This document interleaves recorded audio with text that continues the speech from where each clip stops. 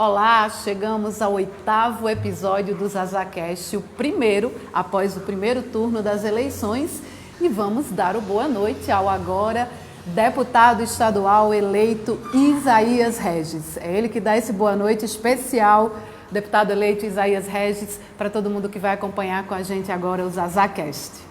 Primeiro eu quero dar uma boa noite a um amigo nosso aqui de Arco Verde, que vem aqui para fazer essa ZazaCast com a gente, é o nosso Aduino Filho.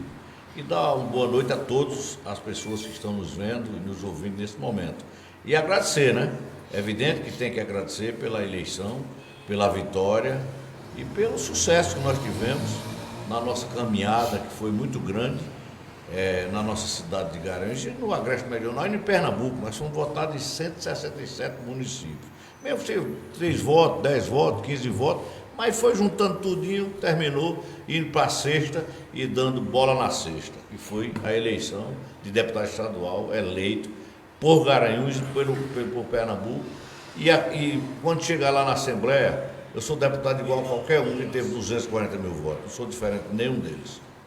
Pois é, agora sim, boa noite ao nosso convidado. Como sempre, nós temos o ZazaCast sempre com um convidado e hoje nós estamos com Aduino Filho, que é presidente da Juventude PSDB Pernambuco. Vou passar aqui também mais informações sobre Aduino Filho, 31 anos, formado em Engenharia Mecânica, Aeronáutica pelo ITA, teve passagem pelo mercado financeiro, atua na construção civil e incorporação imobiliária, foi candidato a vice-prefeito de Arco Verde, né?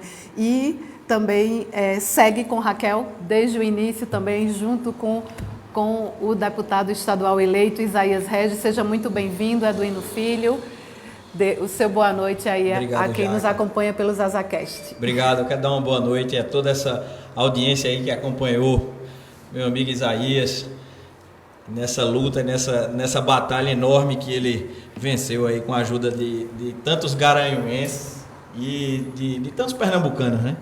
Quero dar uma boa noite especial a ele e já de pronto parabenizá-lo pela vitória, uma grande vitória não só pessoal para ele, eu acho que o principal de tudo não era nem isso, mas sim uma grande vitória para o povo de todo o Agreste Meridional, que agora volta a ter um representante legítimo e naturalmente da cidade mais populosa aqui da região, naturalmente.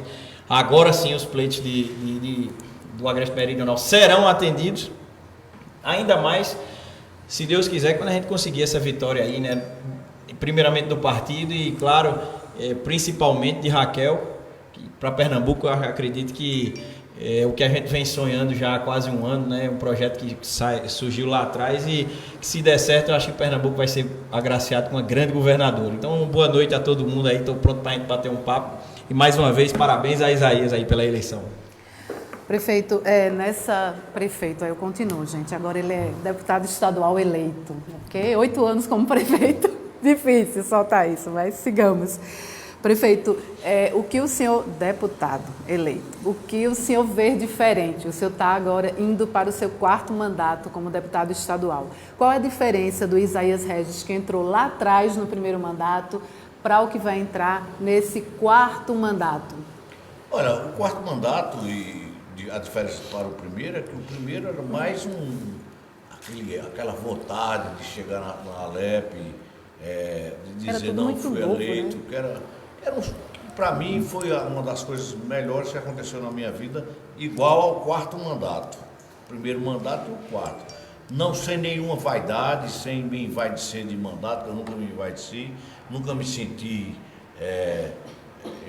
vaidoso por causa de mandato. Eu sempre fui a pessoa que eu sou, simples, humilde, pessoa que me deu esse direito de ir para o 4º mandato, quebrar o tabu. Quebrei o tabu. No 3º mandato de deputado estadual, Garanhuns nunca tinha tido deputado estadual por 3 mandatos. Nunca, nenhum. Teve vários deputados estaduais, mas sempre alcançava no máximo o 2º mandato. Eu vou no 4º mandato.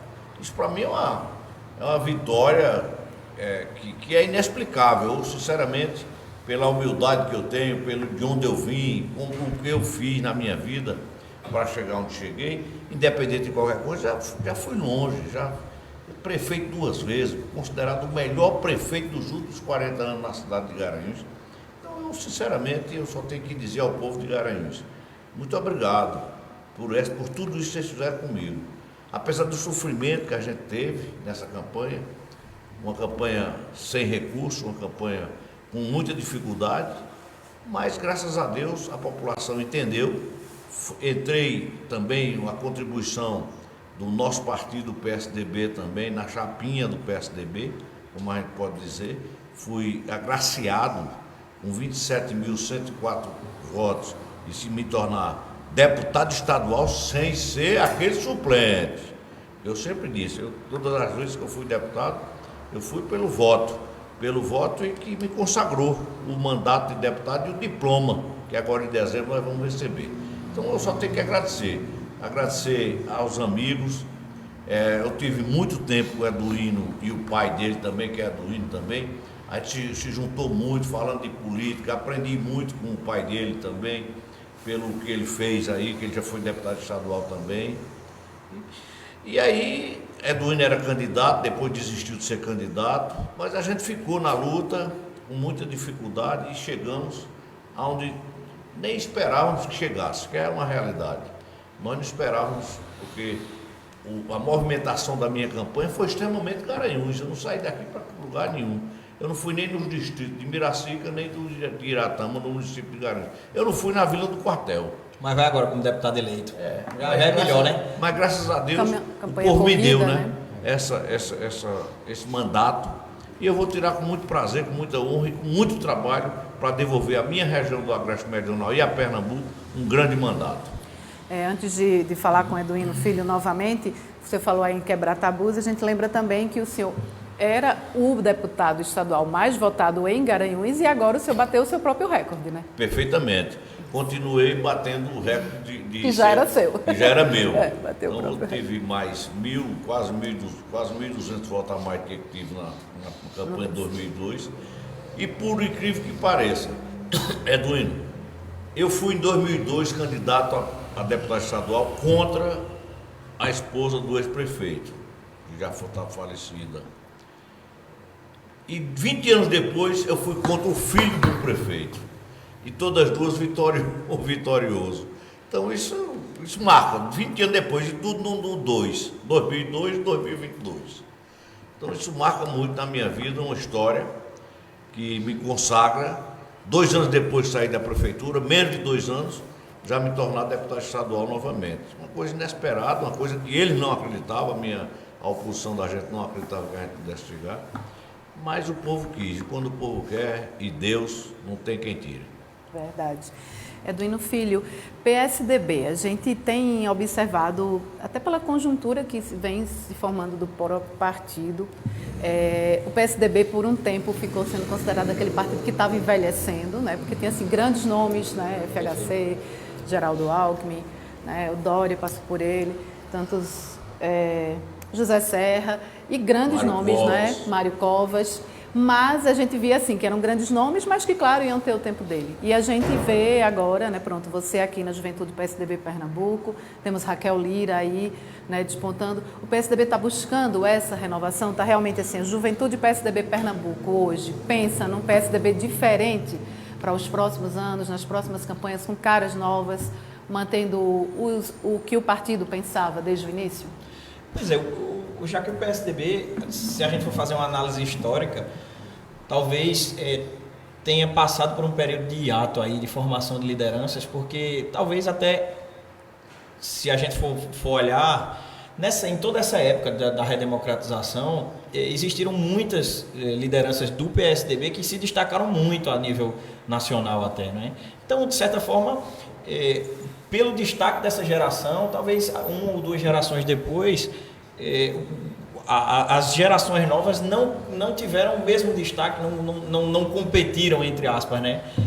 Não formaram competição frente a grandes nomes, como você acabou de dizer, e vamos resumir todos em FHC, porque ele foi, digamos assim, um grande presidente, é um ícone do partido, até porque grandes avanços socioeconômicos aconteceram na época dele, que até hoje a gente de certa forma, logra os frutos, a gente aproveita dos frutos daqueles avanços, né? E por conta desse ato, naturalmente, a gente viu o PSDB ter algumas dificuldades no cenário político, que hoje em si passou por algumas dificuldades, e a gente vê aos poucos as sementes passarem a germinar.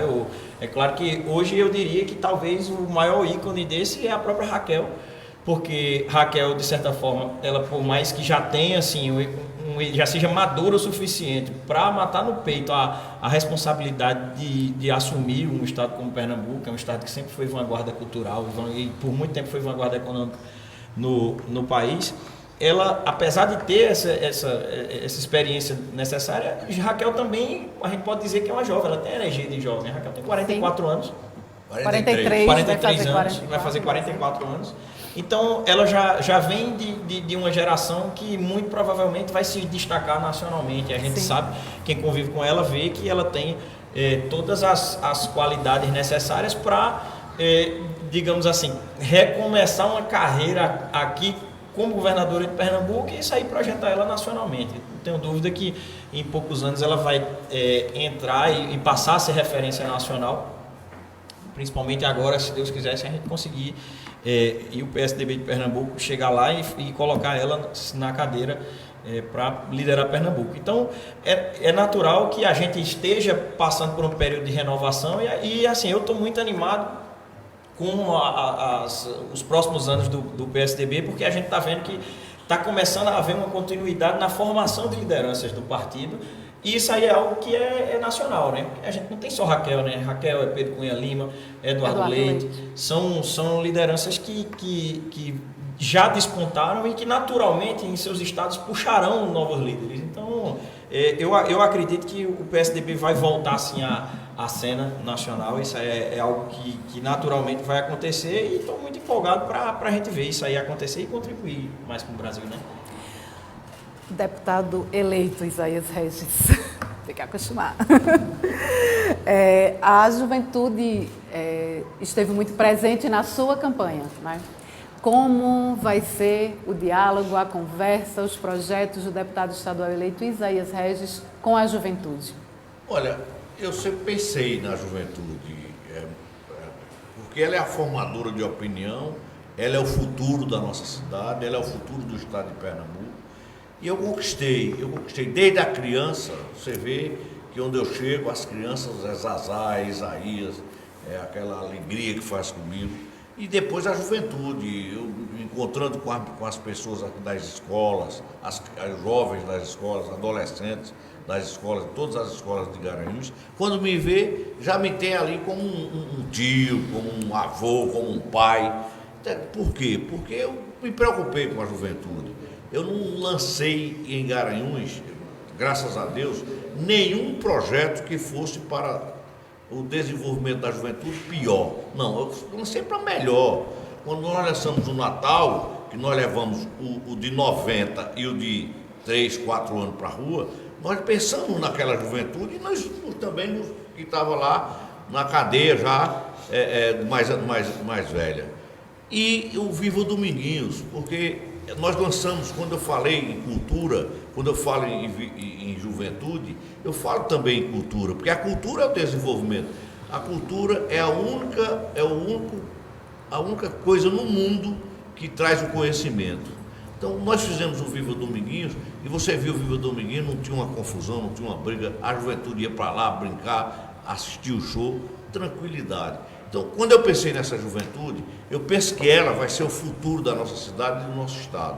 E essa juventude que está aí hoje de Garanhuns, que eu abraço com muito carinho, com muito amor a todos, a gente tem que se preocupar com elas, tem que dar oportunidade a elas, tem que começar a dar empregabilidade cultural a elas, social, fazer com que elas possam participar da vida pública da cidade. E isso eu quero continuar fazendo, como nós fizemos aqui desde o início quando nós fomos eleitos pela primeira vez. Nós pensamos em tudo. Nós fizemos aqui, eu me lembro ainda que nós fizemos aqui, a primeira Oktoberfest do Nordeste do Brasil foi feita em Garanhuns, 94, eu criei a Oktoberfest. Depois criei o Festival da Jovem Guarda. Depois, para instruir ainda mais a juventude de Garanhuns, eu criei também o Viva, você está falando. Viva Dominguinhos? Não. Não, Falando de qual? não, eu criei como é o de desenvolvimento cultural, que foi o festival de música e arte. Já passou na minha cabeça, eu já esqueci. E também criei, vocês, eu acho que as pessoas se lembram, quando eu criei aqui uma rádio escola. Eu coloquei uma rádio escola pensando justamente nessa juventude, que ele poderia se redescobrir ou se descobrir no potencial que ele tinha de ser radialista. E aí você está vendo aí radialistas que saíram da nossa rádio escola, aqui em São João e Jupi. Tem vários radialistas que saíram da nossa rádio escola. Então essas coisas eu sempre me preocupei com a juventude.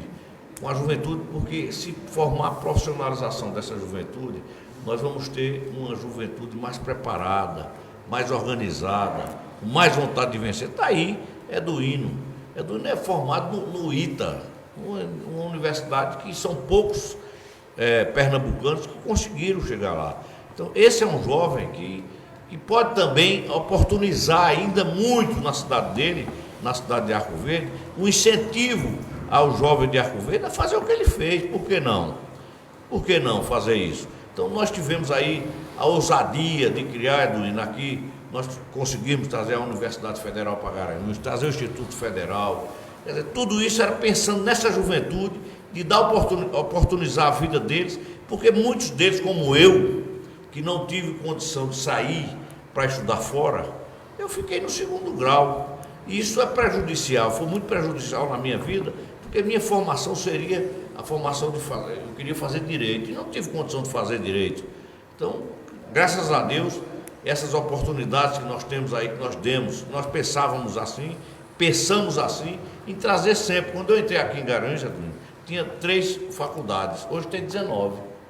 Então nós abrimos o espaço para que os jovens, hoje fui na nossa clínica hoje, e tinha 2 moças, uma de Iati e outra de Jupi, fazendo estágio de técnica em radiologia dentro da nossa clínica, fazendo estágio e fazendo a residência dentro da nossa clínica.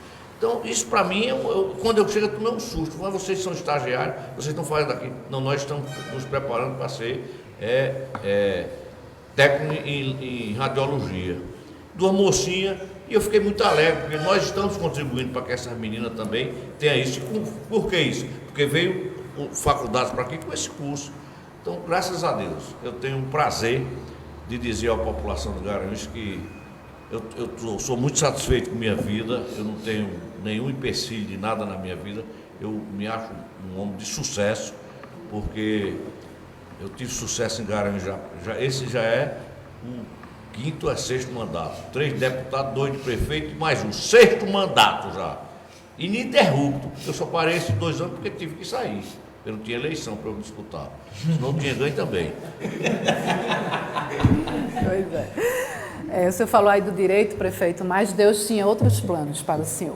Como político, com certeza, o senhor pôde e continua ajudando bem mais pessoas, pode ter certeza. Ele tinha outros planos.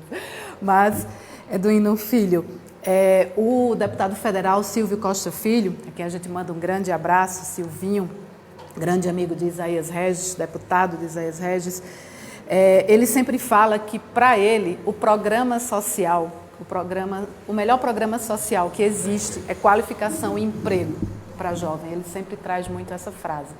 E aí, Matheus me passou aqui pelo ponto um dado que em Pernambuco, 1 a cada 3 jovens nem estuda e nem trabalha, né? O que a juventude PSDB pensa, né, tendo Raquel como governadora, se Deus quiser, como o PSDB enxerga essa situação da juventude, como buscar essa qualificação, como trazer emprego, principalmente o primeiro emprego, que é o grande desafio para todo jovem. Já que Silvinho não errou, né? Foram palavras bem acertadas mesmo, e até porque eu acho que a primeira pessoa que falou isso foi Ronald Reagan, né? O ex-presidente americano, e ele falou que... Mas Silvinho ainda acrescentou, viu? Silvinho disse qualificação profissional e emprego, né? Mas ele dizia já na década de 90, o melhor programa social que existe é o emprego, né? E isso aí não deixa de ser verdade, isso é uma grande verdade, até porque o maior fator de mobilidade social foi o emprego, por mais que historicamente países que passaram pela necessidade que o Brasil já passou, apesar de hoje a gente ainda ser um país extremamente carente, extremamente necessitado, a gente sabe que na década de 90 a situação era muito pior e a gente necessitava de programas sociais de uma forma... no imediato precisa, né? Mas que a pessoa não fique nele coisa, a vida né? toda, né? De certa forma você tem que dizer que por mais divergentes que sejam as visões econômicas, mas todo mundo tem que convergir quando a gente coloca o tema fome na mesa. Sim. Então, independente se você defende socialismo, comunismo, liberalismo, neoliberalismo, antes de a gente começar a discutir modelo econômico, a gente tem que matar a fome de todo mundo. Enquanto existe fome, a gente tem que... o prato de comida todo mundo tem que ter. Tem algumas necessidades básicas que vão além de qualquer divergência econômica. Comida, moradia digna, educação e saúde básica. Sim. Essas coisas aí tem que estar presente em qualquer tipo de modelo econômico. Sim. Mas aí a gente, quando a gente fala de juventude, a gente vê que a maior dificuldade da juventude, claro, é a oportunização. Não é só a juventude não, porque se você fizer uma pesquisa em qualquer cidade do estado de Pernambuco, talvez do Brasil, talvez não, com certeza do Brasil, a maior dificuldade que se encontra, que é colocada pelo próprio povo, é a oportunização, a falta de emprego. Em resumo, falta de emprego, né? E a gente vê, por exemplo, esse é um tema que a gente falou muito durante a pré-campanha, e esse dado de 1 a cada 3 jovens em Pernambuco não trabalhar é algo que a gente bateu demais durante toda essa pré-campanha. Faz um ano que a gente fala disso e claro, falou disso muito para evidenciar que em Pernambuco a coisa é pior, porque no Brasil isso aí é 1 a cada 5, em Pernambuco é pior e talvez por conta desse abandono que houve durante muito tempo de gestão do PSB, com as causas mais necessitadas do povo pernambucano. Mas isso aí é algo que, assim, claro que a gente fala dos problemas, mas durante esse tempo de discussão a gente colocou várias soluçõezinhas pontuais que sozinhas não resolveriam o problema, mas que seriam parte da solução, né? Exatamente. Uma delas é algo que eu constatei lá atrás e conversei muito com os meninos aqui em Garanhuns, com o Matheus, com o Lucas, com a Camila, que é a questão de a gente, antes de falar de oportunização, a gente aliar as vocações regionais que a gente tem no estado às nossas formações. Dei muito esse exemplo.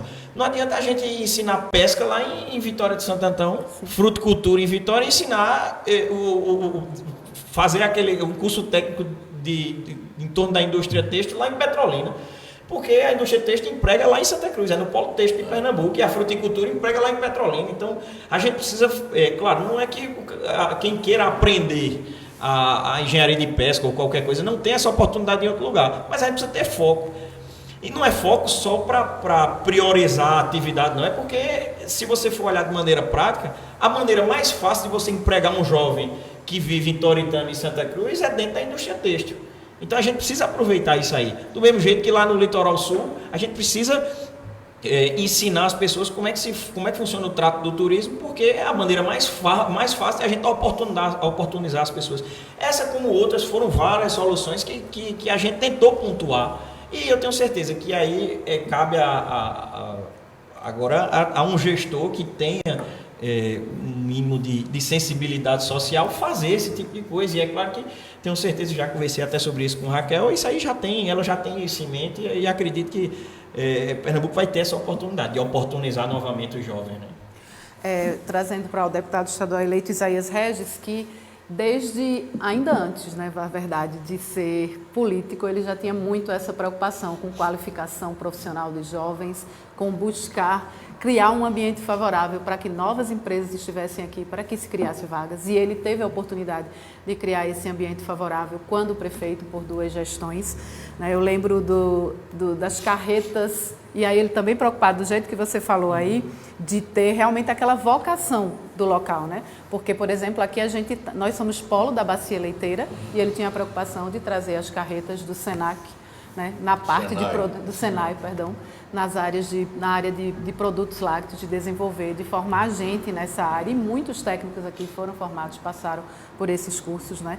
E de trazer o FAP, que foi uma grande luta dele, e com cursos, né? Porque é uma universidade federal rural, com cursos exatamente nessa área onde aqui Garanhuns tem essa vocação, não é isso, prefeito? Sempre realmente muito preocupado com qualificação profissional e emprego.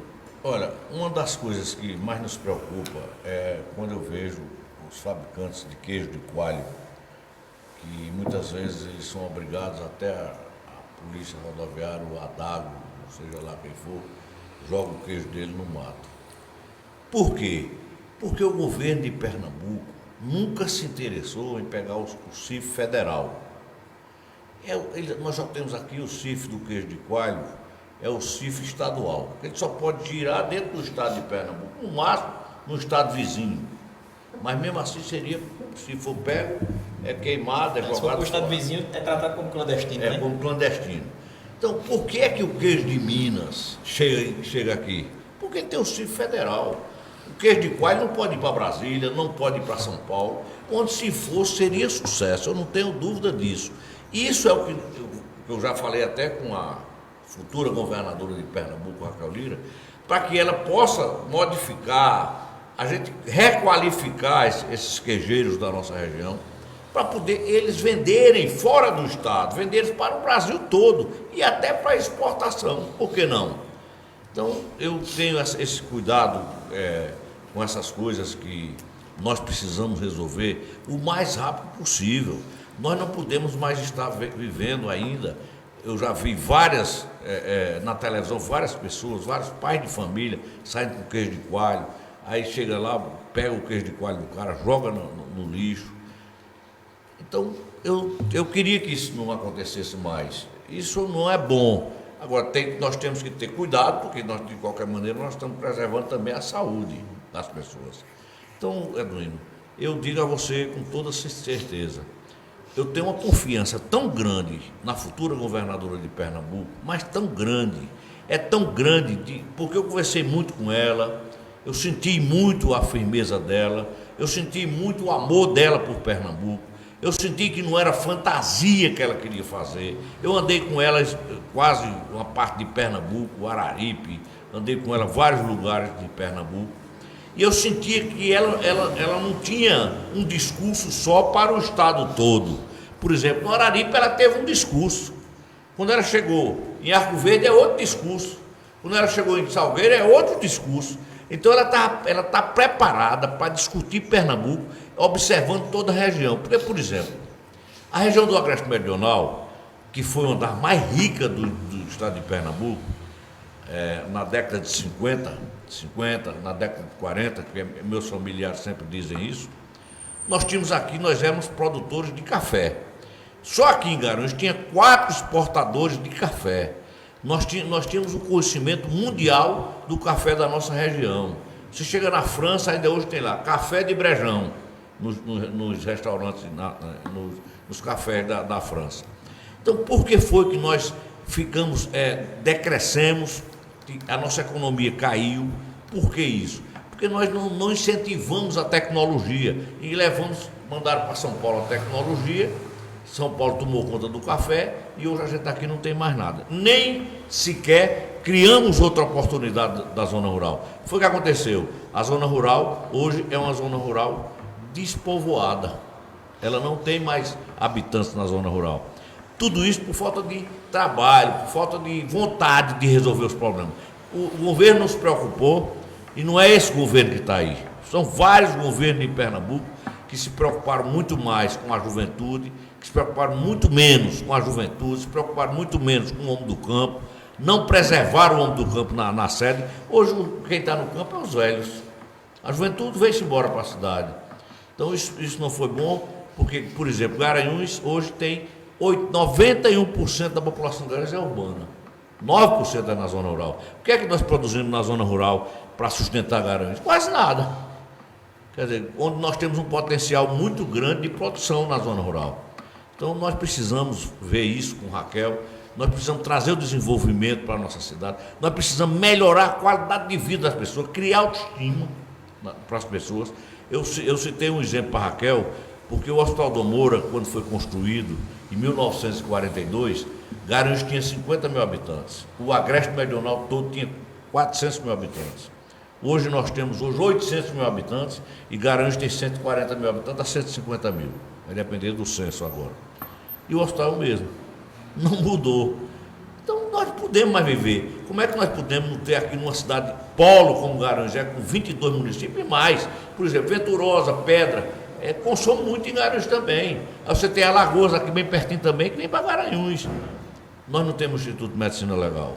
Na minha gestão, eu doei um terreno ao Estado. O Estado disse a mim que tinha 8 milhões para construir. O terreno foi doado, o dinheiro estava na conta para construir o Instituto de Medicina Legal e o governo Paulo Câmara não construiu. O Hospital Mestre Dominguinhos, o governo Paulo Câmara anunciou na televisão que ia construir, também não construiu. Outra coisa também, que eu quero mudar aí, porque isso é qualidade de vida. Por exemplo, quando eu tinha 3 ônibus para o TFD, mandava de Garanhuns todo dia de madrugada, saía meia-noite daqui. É o maior escândalo da humanidade, é o TFD, porque ele leva as pessoas doentes. Quando eles voltam, se voltar melhor, volta pior do que o que foram. Volta pior. Então, eu falei com Raquel também, pedi a Raquel, e vou pedir seu apoio também, para que nós possamos juntarmos, todos nós, para que concentre em cada região do estado de Pernambuco, faça aí 5 ou 6 regiões e concentre o tratamento de oncologia, de quimioterapia e radioterapia, que Garanhuns possa ter aqui no órgão público uma ressonância, uma tomografia, porque é uma vergonha. Nós não temos aqui uma ressonância e uma tomografia do governo do estado. E hoje não é mais aquela fortuna que se pensa. Então, eu vou trabalhar tudo isso como deputado estadual para trazer essas coisas para a minha região. Não só para Garanhuns, para servir a toda a região do Agreste Meridional. Nós temos aqui hoje, eu que fui prefeito, e nós tínhamos por mês, o estado autorizava 60 ressonâncias por mês para o Agreste Meridional todo. Você imagina, quando o cara estava precisando de uma ressonância, amanhã ele fazia com 2 anos, com 3 anos. Porque a alta complexidade não é do município. Então, eu vou trabalhar muito com essas coisas para que nós possamos criar autoestima na população, que foi o que eu fiz, Adonir.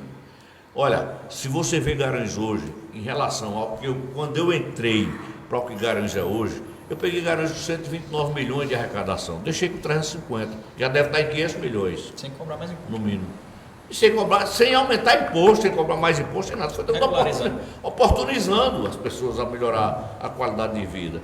E aí, nós fizemos tudo isso e vamos continuar trabalhando por Garanhuns, com muito amor, com muito carinho por essa cidade, ajudando as pessoas a desenvolverem, sendo parceiro, indo buscar recursos em Brasília, que eu, como deputado estadual, fui buscar muito recurso em Brasília e conseguia. E eu vou de novo. Eu vou fazer a mesma coisa também, e agora viajando para Brasília. Teve um ano que eu fui 20 vezes a Brasília atrás de dinheiro. Então eu vou de novo atrás de recursos para ver se nós tiramos nossa cidade da situação que ela se encontra hoje. Ela se encontra muito ruim hoje, está muito mal, nossa Garanhuns. Mas vai melhorar, com certeza. Se Deus quiser. Do buraco, né? E Raíssa Godoy, que também está atenta ali à live, me disse que nós estamos com um internauta especial. Seu pai está nos assistindo no momento. Vou dar um abraço para ele, um beijo, papai. Ele que gosta de abraço. Um abraço. Ele nessas horas ele manda um parabéns aqui. Vou até olhar meu WhatsApp. Pois é.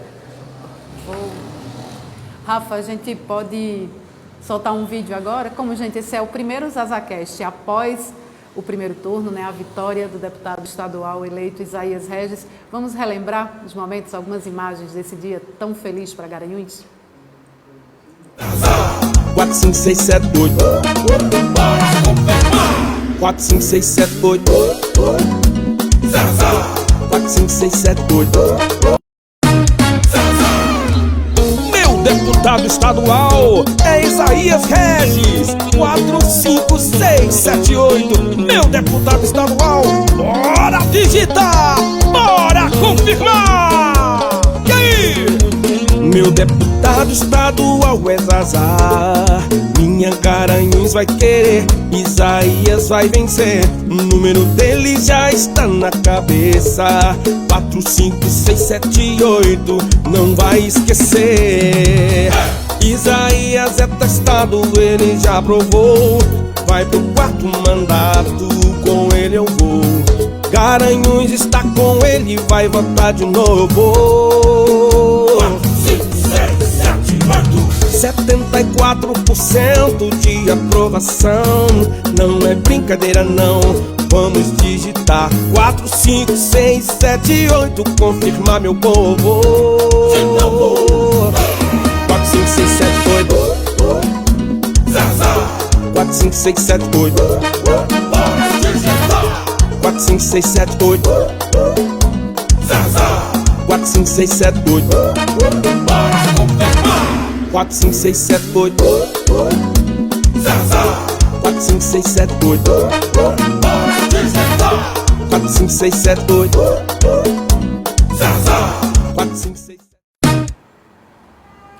Voltamos ao nosso ZazaCast e agora o assunto é segundo turno. Deputado estadual eleito Isaías Regis.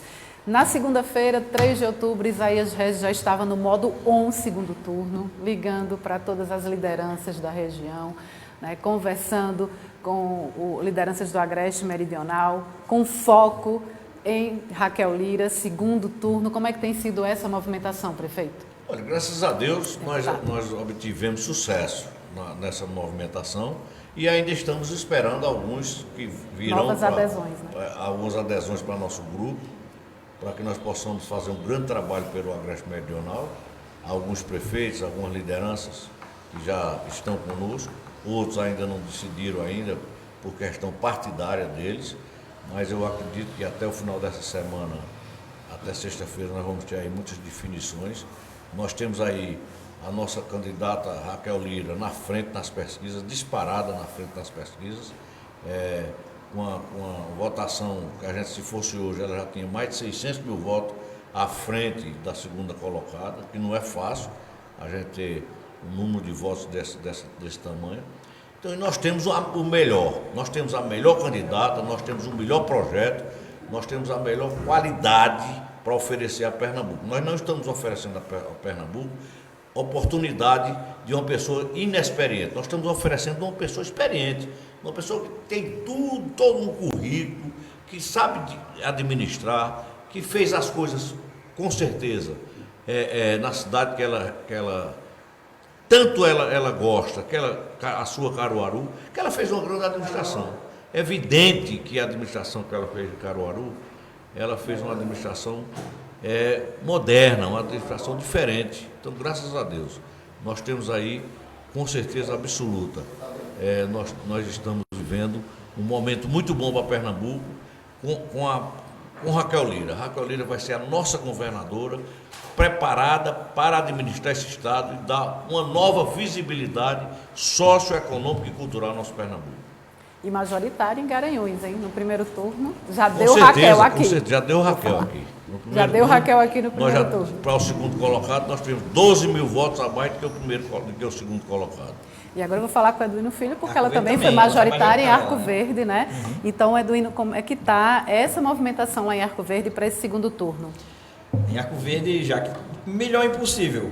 Até porque hoje a gente é aquela coisa, quanto mais a gente somar, mais encorpada vai ser essa campanha de Raquel. E você sabe, em Arco Verde eu fiquei muito feliz porque a gente começou lá atrás um trabalho de formiguinha e colocando o nome de Raquel desde sempre na rua.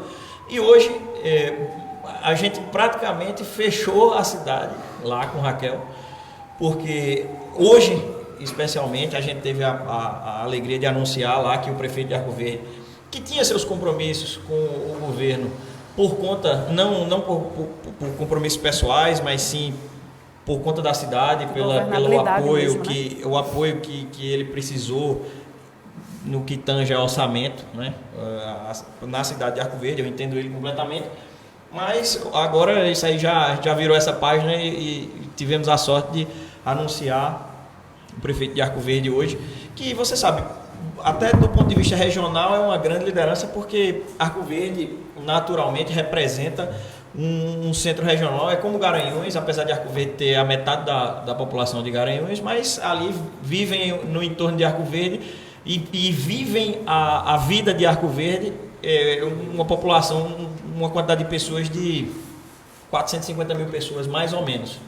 Arco Verde tem uma população flutuante devido à sua atividade econômica principal, que é comércio, serviço, polo médico. Então, durante o dia, a população de Arco Verde é muito flutuante e que atende toda aquela região. Então, o prefeito de Arco Verde, naturalmente, ele tem uma influência grande na região. Isso aí nos deixou bastante animado, assim como está acontecendo no Agreste Meridional, lá no sertão do Mochotó e até uma parte do Agreste Meridional, que é o Vale do Ipanema, que talvez viva mais, talvez não, eu acho que Pedra, Buíque, Venturosa vivem mais junto de Arco Verde do que Garanhuns. Depois que passar de Venturosa já é mais para Garanhuns, mas naquela região vários prefeitos também estão declarando apoio a Raquel. O Arquimedes em Buíque foi importante, Júnior Vaz na Pedra também, e Willa em Alagoinha. Willas em Alagoinha, que o Zazá mesmo conversou com ele. Foi. E a gente tem ficado muito feliz. Além disso, outras lideranças também de Arco Verde, que são lideranças históricas lá, também declararam. Zeca mesmo teve com Isaías, e a gente sabe, Zeca foi prefeito de Arco Verde por 2 vezes, foi deputado federal, foi candidato agora, teve uma votação expressiva também em Arco Verde, e declarou o apoio. O próprio Luciano Pacheco, que foi majoritário lá, foi candidato a estadual, que teve o nosso apoio. Madalena Brito, que acabou de sair da prefeitura, também declarou a Raquel. Então, na região, eu acho que a chance de a gente sair majoritário novamente é grande, e eu acho que a gente vai ampliar mais agora, ampliar o leque, né? Para a gente caminhar para o fim aqui dos Zazacast, prefeito, deputado eleito Isaías Regis, eu queria lhe pedir para... Nós estamos em outubro e tem 2 situações que são a sua cara em outubro. Primeiro, a gente está no mês do Outubro Rosa. Outubro Rosa, né, a campanha de prevenção ao câncer de mama, e que quando nem o Outubro Rosa era tão conhecido como ele é hoje, que hoje ele está em todo o país, no mundo, né? E realmente é a campanha mais forte de todas essas que trazem cores. Antes disso, o senhor já tinha essa preocupação com prevenção de câncer de mama, antes de ser político, na verdade, já fazia esse trabalho aqui. Queria que o senhor falasse um pouquinho sobre esse trabalho de lá de trás e que foi tão importante, que com certeza salvou muitas vidas. Olha, em 1995, eu conheci, no dia 22 de julho de 1994, eu conheci Armando Monteiro Neto. Era presidente da Federação das Indústrias do Estado de Pernambuco. E daí ele me convidou a fazer uma visita ao Sistema Social da Indústria, o SESI. E eu fui a Recife, ele me mandou me apresentar toda a estrutura do SESI. E lá eu encontrei um ônibus, que era uma clínica de mamografia e de ultrassonografia para andar na região metropolitana fazendo prevenção de câncer de mama. Em 95, a primeira vez que eu trouxe o ônibus para aqui, a clínica dentro do ônibus, ele fez aqui quase 2.000 prevenções de câncer de mama. Encontramos várias pessoas com problema de mama. E daí nós cuidávamos, nós orientávamos as pessoas aí tratar o câncer de mama. Então, nós fizemos isso durante muitos anos, até chegar ao ponto de a rede de combate ao câncer de Garanhuns, nós tínhamos parceiro com ela, e que infelizmente agora nessa gestão acabaram com a rede de combate ao câncer, que essas mulheres guerreiras, as mulheres da sociedade, da alta sociedade de Garanhuns, cuidavam das pessoas que estavam com câncer de mama, dentro do Hospital do Moura, num espaço reservado no Hospital do Moura, e hoje não existe mais. Então, nós fizemos um grande trabalho, tanto no câncer de mama, como câncer de próstata, que eu me lembro, vou contar a história, na época eu pegava meus amigos e dizia, vamos fazer a prevenção do câncer de próstata. Os caras diziam, vou nada, eu vou ser bem, aí os caras diziam, eu vou nada. Ave Maria, Deus me livre, tem aquele negócio do dedo, os caras ficavam com medo. Aí eu criei, comigo mesmo, eu disse, olha,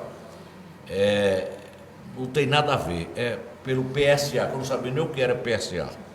Eu dizia pelo PSA, pelo sangue.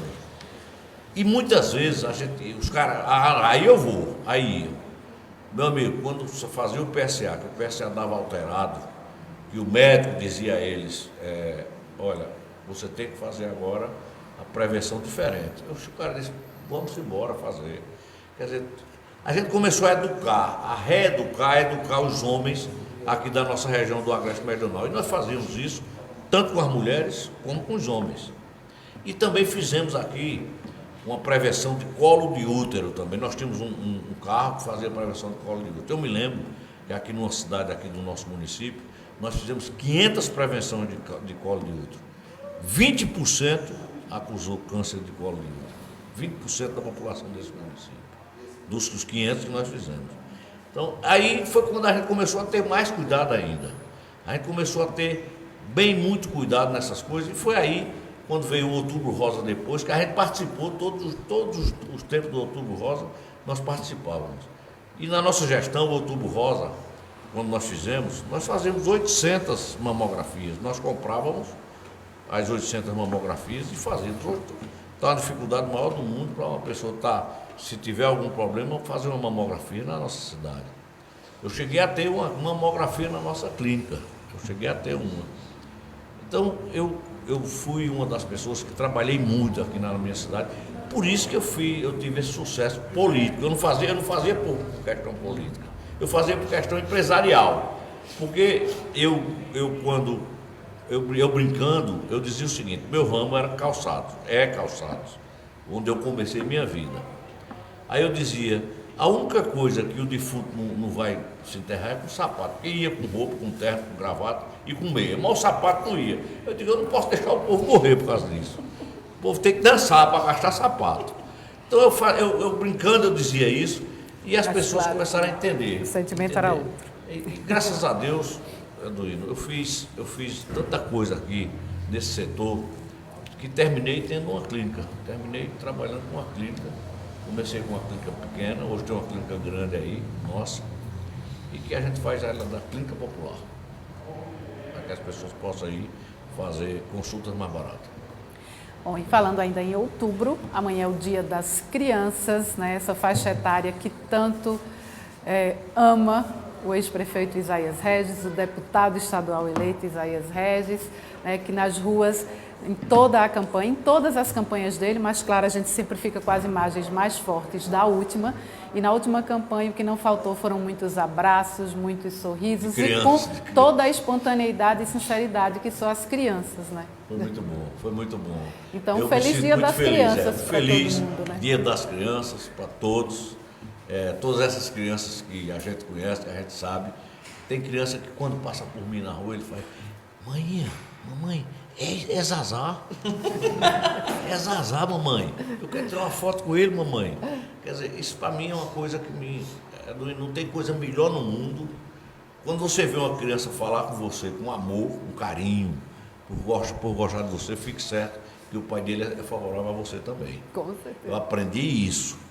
Então, quando eu sentia isso, muitos pais levaram as crianças para votar no lugar deles. Eu quero votar em Zazá. Então, feliz Dia das Crianças para todos. Pois é, como eu disse, a gente já está finalizando. Vamos as últimas palavras, né, digamos, com o Eduino, com o deputado estadual eleito Isaías Regis. E aí eu queria trazer aqui até a sugestão de Matheus para a gente falar desse encontro de gerações, né, Eduino, Isaías Regis. Né? Gerações diferentes, mas objetivos semelhantes. Ele é mais velho em algumas que eu. coisas. Não é? Pois é, exatamente. E aí esse PSDB junto, trabalhando com... Porque é extremamente importante esse equilíbrio. Eu lembro bem de Geneton Moraes Neto, grande jornalista da TV Globo, repórter do Fantástico, que era pernambucano. Geneton uma vez chegou lá na TV Asa Branca e ele olhou para a redação e ele disse, estou sentindo falta dos cabelos brancos dessa redação. Porque é isso, né? Tem que equilibrar a experiência, né, com a juventude, com a vivacidade, claro. Mas essa experiência adquirida dele aqui, como ele disse que queria ser, né, fazer direito, ele com certeza seria com certeza um excelente profissional do direito, mas a experiência que ele adquiriu na vida, no dia a dia, na política, com certeza faz muita diferença e pode ensinar aos que estão chegando. Da mesma forma, ele também pode aprender com esses que estão chegando, porque isso é troca, né? Então, vamos falar aí desse encontro de gerações para a gente finalizar o nosso ZazaCast. Muito obrigada a todos que estão acompanhando a gente até agora. Jaque, eu dou muito esse exemplo. Em 2010, eu gosto de falar na linguagem do futebol, porque o brasileiro entende mesmo. Todo mundo lembra que em 2010 o técnico da seleção brasileira era Dunga, e ele montou um time que todo mundo dizia que não prestava. Foi na Copa, acho que a gente saiu nas quartas de finais para a Holanda, né? Mas foi um jogo que o Brasil jogou muito e era um time mesclado ali, tinha juventude, Robinho era jovem na época, tinha os mais experientes. Quando a gente perdeu esse jogo aí, criou-se uma atmosfera de que estava tudo errado. A partir dali, Dunga foi embora, né? Trouxeram Mano Menezes, na época, técnico ele era técnico do Corinthians, não me lembro. Sei que ele tirou todo mundo e botou os jogadores tudo novos para jogar, todo mundo com gás, todo mundo com ânimo, e naquela ideia de que a partir dali ia ser um novo começo e que o Brasil ia começar a brilhar, e que na verdade a gente viu que se demonstrou para a seleção brasileira foi um grande desastre, não é? Não que a juventude não servisse, mas a gente viu anos depois, 5, 6 anos, que na verdade, por mais que a gente naquela hora precisasse oxigenar e necessitasse da juventude, faltou a transmissão e a continuidade de uma experiência, né? Aquela continuidade de um trabalho através da transferência de experiência. Das experiências de vidas, né? E tudo isso funciona dessa forma, né? E é natural que os mais vividos, os mais experientes ensinem aos mais jovens, né? Só que aí é onde eu faço o adendo. Existem aulas e aulas, né? Isso. A gente pode sentar numa aula em que o professor claramente se coloca acima dos alunos e os alunos claramente se colocam abaixo. A gente está acostumado com esse modelo de educação e isso funciona, claro. O professor passa conhecimento, só que ele passa muitas vezes mais conhecimento, talvez às vezes, quando ele consegue se relacionar com os alunos como se parecesse que ele se relaciona de igual para igual. É isso que a gente diz dentro do partido, dentro do PSDB com o Zazá, porque ele já tem aí seus 70. Ainda não. Mas tá na beira, falta 2, né? Falta 2. Falta Dois. É porque eu gosto de provocar ele, que ele não gosta não, mas eu não faço questão de dizer. Mas ele com toda a sua experiência, ele poderia sim, tem todos os predicados e gabaritos para sentar numa mesa e dar aula de política a todo mundo, né? E é por isso que ele vai para o 6º mandato. Eu ainda estou engateando, né?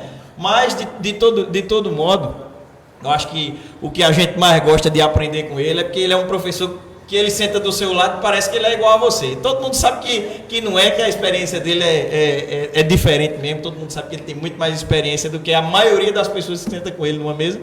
E é exatamente por isso que a gente consegue aproveitar o máximo dele, porque ele também não faz questão de segurar conhecimento, não. Ele passa mesmo e sabe se comunicar com o jovem como ninguém. Não é à toa que a gente vê a juventude todinha. Ele talvez de Garanhuns fosse o candidato mais velho em idade a disputar o cargo de candidato a deputado estadual, e a gente vê que a turma todinha aí é jovem, né? A turma da campanha dele é jovem, é todo mundo fã dele e muitas vezes ele se comporta de uma forma mais jovial do que vários outros. Mais do que eu não, porque eu sou mais novo do que ele em todos os aspectos. Mas estou brincando, mas é exatamente por isso, desde o início, meu pai fala a mesma coisa, a gente aprende muito com ele, porque ele não faz questão de segurar o conhecimento. Então é um grande... É troca, um grande prazer poder aprender com ele, e tenho certeza que ele ainda vai me ensinar muito daqui para encerrar. Né? Com certeza, eu faço questão de ser isso que eu sou, apesar de... É verdade, a idade mais avançada, mas... me sentindo ainda jovem, com a cabeça jovem, com o pensamento jovem, e olhando para frente como que não vai morrer, como que não vai ter fim, olhando para frente, sempre olhando para o bem, sempre olhando para fazer o bem, para modificar a estrutura das vidas das pessoas, para orientar as pessoas. Para um jovem como você, que eu tenho certeza que um dia será prefeito de Arco Verde, você tem que se preparar para isso. Porque ser prefeito é uma responsabilidade muito grande.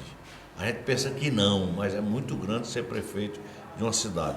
Quando eu entrei aqui na prefeitura de Garanhuns, que essa avenida aqui que você está era escura, que ninguém nem via nada, a primeira coisa que eu fiz foi botar LED nela, para clarear, para dar vida. Onde foi que você achou o LED, Zazá? Conta essa história. A primeira vez que eu vi uma lâmpada de LED foi em Miami.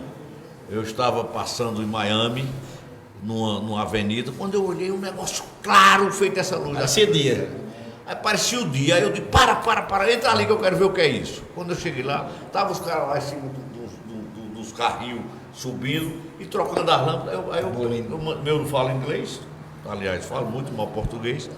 Aí mandei minha filha que fala inglês, eu disse, pergunta aquilo que é isso aí. Aí ela foi falar, essa aí o cara disse que era LED, que era uma lâmpada moderna, nova, não sei o quê. Aí eu digo, eu vou levar para Garanhuns. Aí saí descobrindo no mundo todo, terminei descobrindo. Essa lâmpada que tem aí veio do Japão, aliás, da China. Ela veio da China, importada da China. Aí veio para cá, eu comprei logo um monte de lâmpada de LED, aí coloquei. Por sinal, me chamavam de Isa LED. Isa LED. Isaías LED. Então, olha, Isaías LED. eu quero agradecer a todos que ficaram nos vendo aí durante esse período que nós estamos aqui. Agradecer a Jaqueline, que sempre está com a gente aqui. E agradecer a você, Eduino, pelo nosso trabalho que nós fizemos aqui hoje, porque pelo menos uma coisa, nós não erramos, nós tentamos acertar. Um abraço e boa noite a todos. Pois é, mas precisa dizer que no dia 30 de outubro é... Raquel Lira, 45. Boa noite, gente. Muito obrigada. Até o próximo ZazaCast, se Deus quiser.